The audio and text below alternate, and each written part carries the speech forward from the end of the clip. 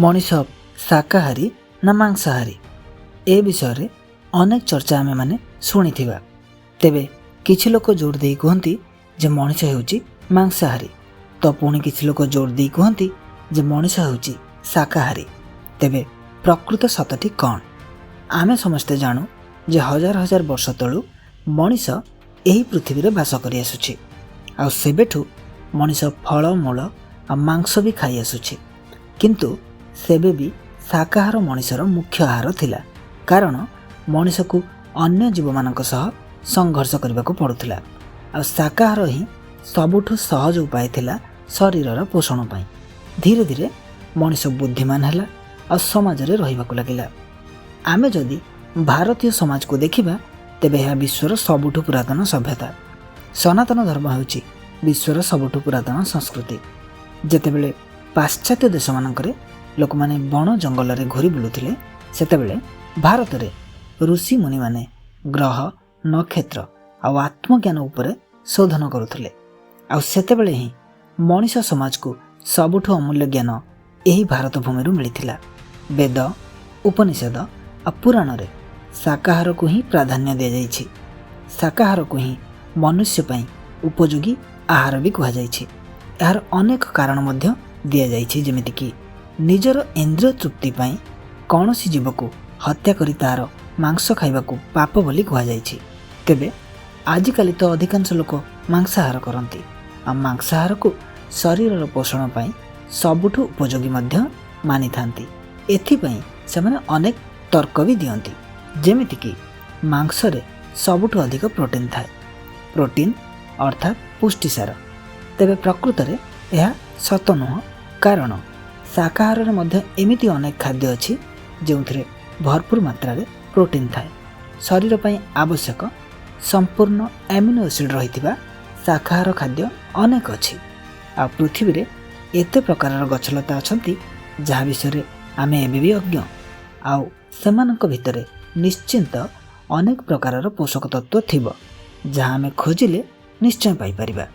मांस खाउथिबा लोक माने आउ गोटे तर्क दियंती जे जदि जीव हत्या करिबा ठीक नह, तेबे गछर भी तो जीवन अछि, आमे ताको भी तो खाई थाउ। तेबे यार उत्तर हेउची निहाती रूपे गछर जीवन अछि, किंतु जेहेतु आमको निजर पोषण पाई किछि खाइबा को पड़िबो तो आमे अल्परु अल्प हिंसा करी निजर भरण पोषण करबा उचित। जेहेतु आमे निजको अन्य जीव मानक तुलना रे बुद्धिमान मानु, सेथिपई जेउ जीव मानक भितरे आम भली समवेदना बा इमोशन थाए सेमानकु कष्ट देबा ठीक नुहे। ता छड़ा फल खाइबा पई गछ को तो काटिबा जरूरी नुह, किंतु मांस खाइबा पई गोटे निरीह जीव को मारिबा निहाती जरूरी। एही दृष्टिरु आमको निजर बुद्धिर प्रयोग करी पशु पक्षी मानकु मारिबा उचित नुह। गछलता माने निज खाद्य निजे प्रस्तुत करि पारंती, किंतु पशु पक्षी माने एमिति करि पारंती नाही। तेणु सेमाने तो आम परी आउ आम भली समवेदना तांको पाखे भी अछि। सेथिपई सेमानकु मारिबा बा कष्ट देबा एक प्रकारर अज्ञानता। मांस खाउथिबा लोक माने आउ गोटे तर्क दैथांती जे मनीषर दांत भी मांस खाइबा पई होइछि, जेहेतु ताहा तीक्ष्ण। तेबे यह एक मूर्खतापूर्ण तर्क, कारण मनीष पाखे बाघ और सिंहक भली नख नाही किंबा गंडा भली मोटा चमड़ा देहरे नाही। तेणु कौनसी भी फल खाइबा पई तो पुणी दांत को मुनिया और तीक्ष्ण हेबा दरकार।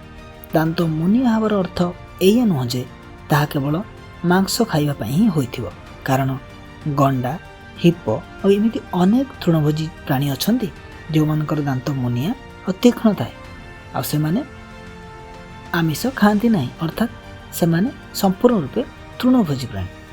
प्रकृत रे आमे जदि देखिबा तेबे अधिकांश मांसाहारी जीव मानकर अंतराशय तृणभोजी जीव मानक ठारू बहुत छोट थाए।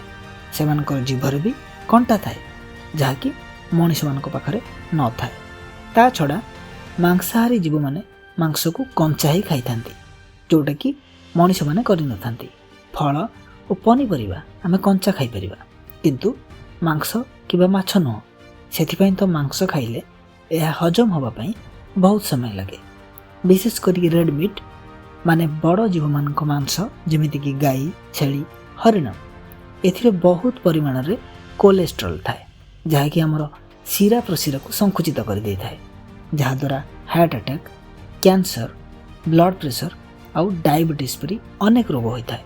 शरीर हार्मोन मध्य इम्बालांस होता है जहाँ पई अनेक प्रकार मानसिक रोग मध्य देखा देता है। नुआ गवेषक मानक मतरे अधिक मांस खाइले मनुष्यर आयुष कम हो जाता है। एसबू तो आमे माने एबे जानुछे किंतु गौतम बुद्ध और महावीर जैन परी महापुरुष माने ए संपर्क में बहुत आगुरी कही सारी। महावीर जैन मतरे आमे जहाँ भी खाऊ ताहा आम विचार और भावना द्वारा प्रकाशित होता है। गोटे जीव को मारी खाइले से जीवर सबु कष्ट आम भीतर को जाए ताहा आम मन और शरीर भितर रही परिप्रकाश होता है। एमिति स्वामी विवेकानंद को थरे कई जने विदेशी पचारिथिले जे आपण आमिष कहीं खाऊना। तो स्वामी विवेकानंद उत्तर रे कहिथिले जे तांको पेट क्यों श्मशान भूमि नुहे जोठी कि से मला जीवजंतु मान रखिए। प्रायतः दुनियार अधिकांश बुद्धिमान लोक शाकाहार समर्थन करती या तो से माने निजे शाकाहारी होता। जेमिति कि महान गणितज्ञ पाइथागोरास, महान चित्रकर Leonardo da Vinci, Leo Tolstoy, sir Albert Einstein, Nikola Tesla, Mahatma Gandhi, doctor APJ Abdul Kalam, महान चेस प्लेयर विश्वनाथन आनंद और वर्तमान आमर प्रधानमंत्री श्रीजुक्त नरेंद्र मोदी एमती अनेक लोक अच्छा जो माने कि शुद्ध शाकाहारी। एवं तो अमेरिका और ब्रिटेन रे शाकाहारी लोकंकर संख्या वृद्धि पाउछि और लोके शुद्ध शाकाहारी माने जीव मानकठू उत्पादित कौन भी जिनिस जेमिति कि क्षीर और महू भी न खाइबा को परामर्श देउछन्ति। किंतु वास्तव में खाइबा और न खाइबा व्यक्ति उपर निर्भर करता है। तथापि निजर शारीरिक और मानसिक स्वास्थ्य को भल रखिया पई शाकाहारी हेबा ही नितांत आवश्यक। और जेते कम मांसाहार करा जिवो सेते अधिक भल। या द्वारा जीव मानक प्रति अत्याचार भी बंद हबो। ताहा सह मनुष्य को असाध्य रोग माध्यम हेबो नाही। जदि वीडियोटी भल लगी तो चैनल को सब्सक्राइब करनियंतु आउ लाइक और शेयर मध्य करनियंतु। आपनको बहुत बहुत धन्यवाद।